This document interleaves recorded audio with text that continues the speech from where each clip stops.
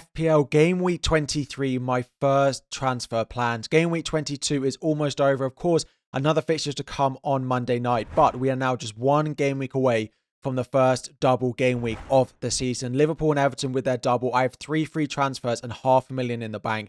All my transfers now need to be aimed on making sure I've got the best players for the double, and then will I play my assistant manager chip or my triple captain next week?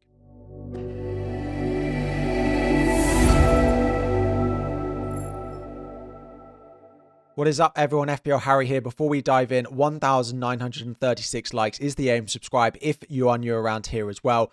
And we are recording as the Manchester City versus Ipswich game is currently going on. It's really strange to have Manchester City games on, and it basically means very, very little for your FPL teams and for your FPL rank. If you've gone with Phil Foden, I've recorded just after the second goal. I think he's on a goal and an assist so far. Generally, that game doesn't massively impact my rank. I haven't updated the rank on screen because, of course, we have the game to go on Monday night. Currently on 51 points. Pretty decent game week. I'm currently on a green arrow up to about 38k. It might drop to about 40k after the Manchester City game. Now, I still don't know exactly how it's going to end up because I've only got Palmer left to play, but I don't have him captain. So him actually scoring points is bad for my rank. We don't actually know if he's available. I don't have Jackson or any Chelsea defence. My first sub for Palmer is João Pedro. So effectively that rank is only likely to get worse. But I'm hopeful. I think I'm on a green arrow by about 6 points. So I am hopeful that I do stay on a green arrow by the end of the deadline. It's just how small the green arrow gets between now and then. It would be my first back-to-back green arrows since game week 12 and game week 13, I think, which is so long ago. And is a little bit concerning that I've only had, I think, 3 green arrows in that 10 game week period. But of course, we did go on that 5-week stretch. But fingers crossed that things go their way. We want them to for the final game. And as a Chelsea fan as well, we could really do with getting back to winning ways. Most importantly, let's turn our attention to look at game week 23. This is how my team is currently lining up. We've got 3 free transfers and 0.5 million in the bank, as I said in the intro of the video. Now, we've got double arse defense who are continuing to frustrate. The only issue is we're now getting to the point where their next few fixtures are actually quite nice. It starts with Wolves at home, then it is Manchester City in the double for Liverpool and Everton, and then it's 2 quite nice fixtures after that. The issue with it being Manchester City in the double means that a transfer to another goalkeeper just looks so obvious to go to Alisson or to go to Pickford if you're not tripled up on those teams. Like, despite that, I actually think the long-term fixtures over the next 10 game weeks or even up until the blank just look better for Raya than they do for, particularly for Everton. Now, if I could go Alisson, I would. I might end up needing to use that Liverpool spot on something else, but I'm not certain that a move to Pickford is actually worth it. Now, they did look quite good against Spurs until they did concede 2 late goals, but generally, I'm not certain on David Raya, but I'm not loving double arse defence at the moment. Into defence, we've got Trent at home to Ipswich. Let's see how many minutes he plays midweek, but it's looking pretty obvious that he is key to Liverpool, and we don't need to panic too much on his minutes. Gabriel is in. His goal threat is still there, but he's not really capitalising on it. Without Saka, their set-piece threat has definitely gone down. Then it was Munoz, back-to-back clean sheets. He is at home to Brentford this week, so maybe no clean sheet, but some point he might get an attack in return. Into midfield, Palmer, Salah, of course, are in here every single week. Salah currently with the County armband. Salah at home to Ipswich. Ipswich are falling apart against Manchester City at time of recording. The only thing to say is they do have a bit of a rotated back line because of the amount of games they're playing at the moment. So we don't know for certain if it will be the same back line that plays against Liverpool. Salah has it at the moment. It could well be on Alexander Isak, though. He goes away to that Southampton team who are just shipping and shipping goals at the moment. And he's got to be the focal point of that Newcastle attack. Luckily, even if I don't captain Isak, I do have Gordon. He had 2 shots basically cleared off the line or blocked against Bournemouth at the weekend. So unlucky not to blank. Happy I've got him for Southampton away. And then Bruno Fernandes. I'm going to be starting one Manchester United midfielder in either Fernandes or in Ahmad. Don't really want to double up. A disappointing performance again this week. Fernandes did get the penalty with me starting him. That was okay. And then up front, João Pedro, Isak, Chris Wood. Chris Wood been so good since I brought him in. That's 2 goals and an assist in 2 game weeks. I think 6 bonus points across that time as well. João Pedro, disappointing. I didn't start him this week, though. He did have a goal ruled out. And then Alexander Isak as well. Unfortunately, Isak's goal run has come to an end. It was 8 in a row. Didn't score against Bournemouth. The bench kind of picks itself. Ahmad could get in over Fernandes, but again, I just play the penalty taker there. Mikalenko's been quite good for Everton, so he should keep his place for the double.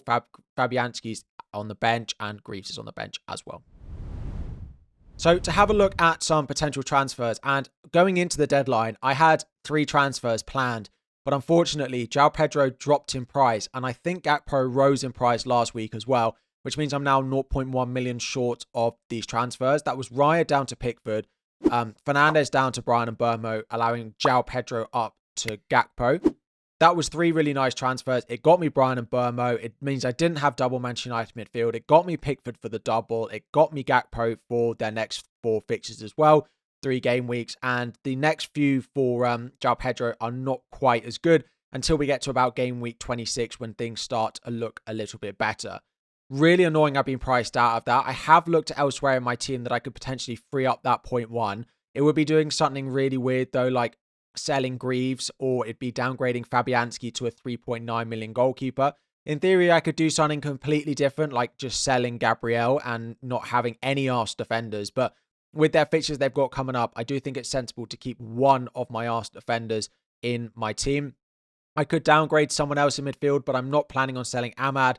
I'm not really planning on selling Gordon either with Southampton this week. So it looks like these 3 transfers, which were the real plan, have kind of been ruled out. I mean, I could sell Munoz, but again, I don't really see an option that I like. And Munoz rotates really well with Mikalenko until I plan on playing my wild card as well. So this was the plan. Really annoying that João Pedro dropped in price because I now can't afford these transfers.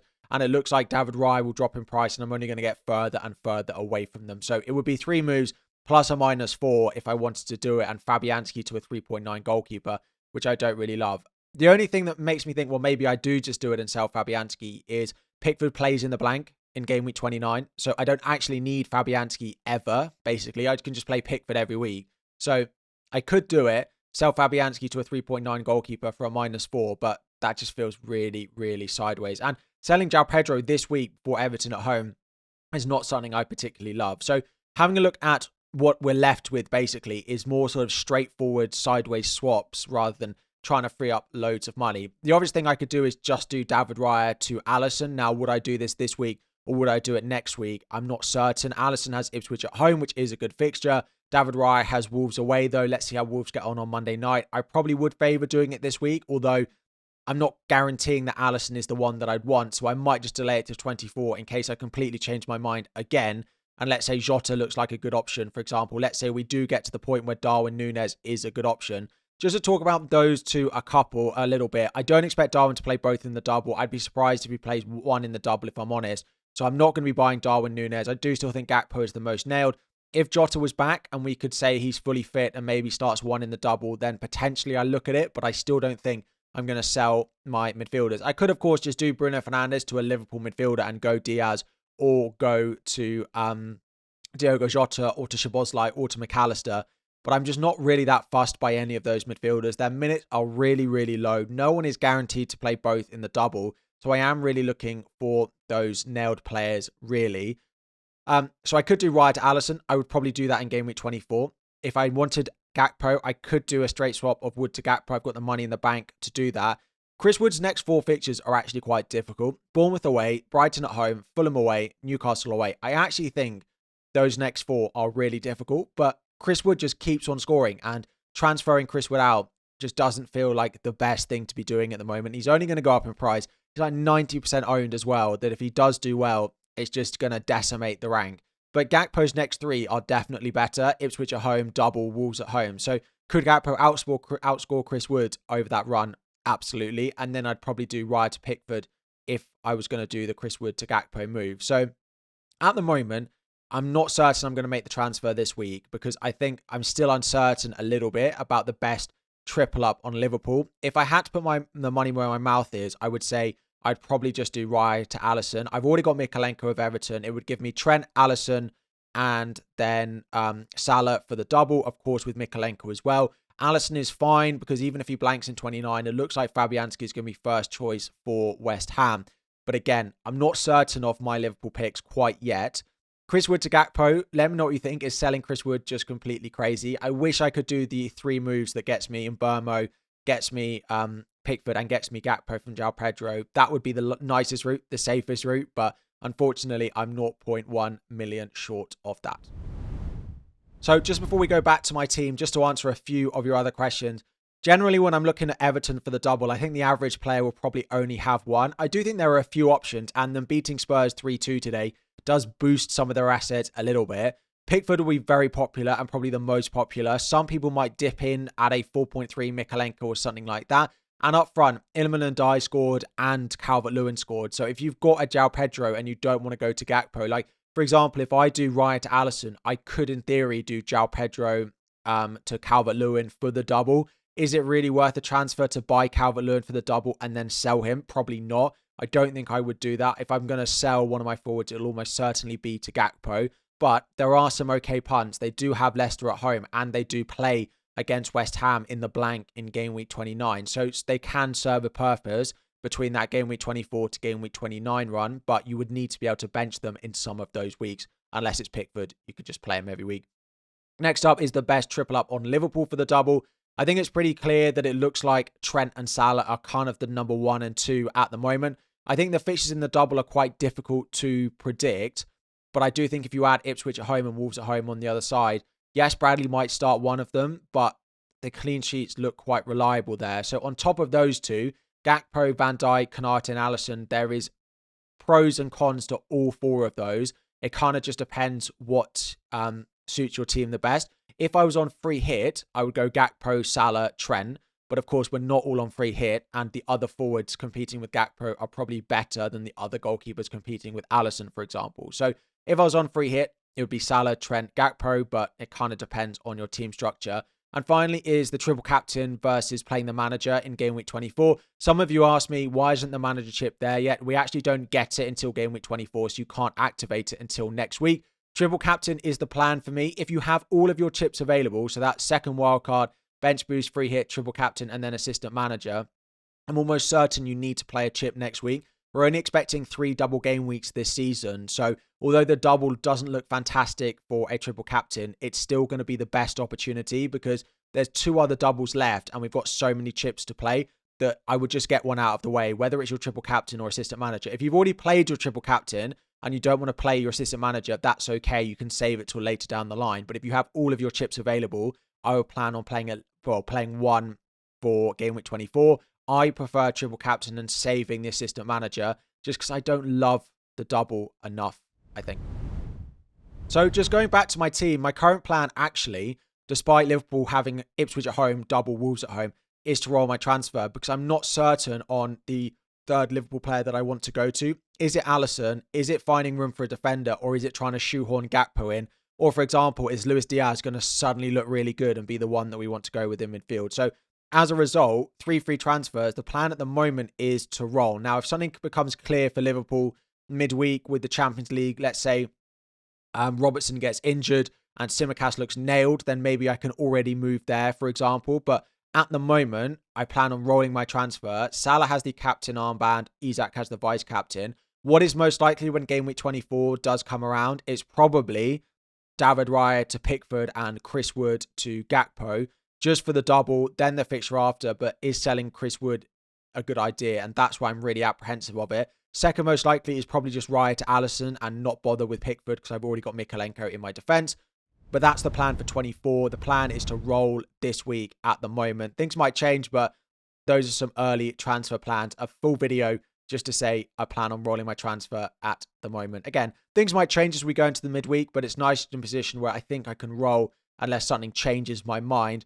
Captaincy is a big debate. We'll go through the week. It's Salah, Isak, Salah, Isak, Salah, Isak.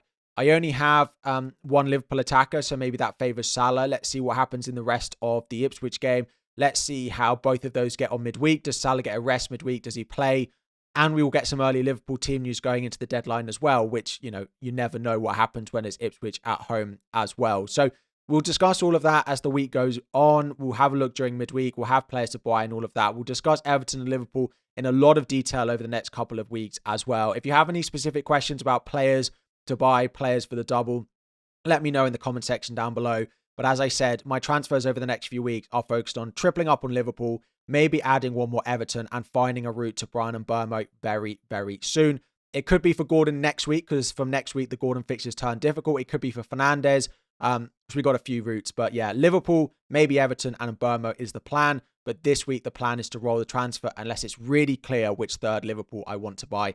As I said, any questions about players for the double, chip strategy, all of that, leave it in the comment section down below. Thank you so much for watching. Do have a reminder, there is Champions League midweek, so hold your transfers if you can. But I know there are lots of price changes going on at the moment. 1,936 likes is the aim. Subscribe if you're new around here, and I'll be back again very soon.